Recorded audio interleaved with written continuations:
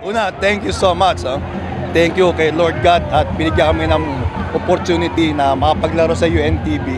Same time makuha namin championship. Lahat to binabalik namin sa Kanya. Ito'y talent na pinagkaloob niya. So, sinusurrender namin sa Kanya. Secondly, thank you sa mga players na binigay lahat ang effort, ang sacrifices, ang pagkakataon na ma-handle ko sila. Kasi first time ko ngayon sa UNTV. So, very thankful ako sa nangyayari. Ang ganda, bukod sa mga players na tawag doon na wala nang opportunity na mapagla sa mga bigger league, binigyan ng pagkakataon ng UNTV. Kaya thank you kay Kuya Daniel Rason at binigyan ng opportunity ng mga players.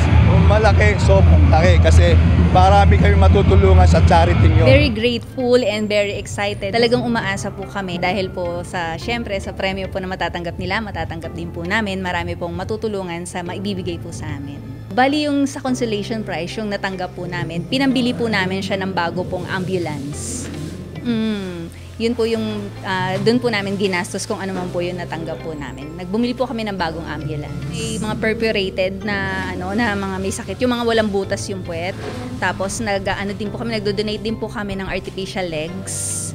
Tapos din po kami mga feeding sa iba't ibang lugar po, malalayo. Bali, sobrang proud po ako sa kanila dahil naisip po nila to. Marami po silang natutulungan at hindi lang po iisa, lahat po dahil marami pong team, marami pong nakikinabang. Ang message ko po, unang-una sa Department of Agriculture, maraming salamat. Napili nyo ang Rosita Soliman Foundation dahil kami po ang inyong beneficiary. Asahan nyo po na gagamitin po namin sa maganda at maraming bagay at maraming po kaming matutulungan sa DA.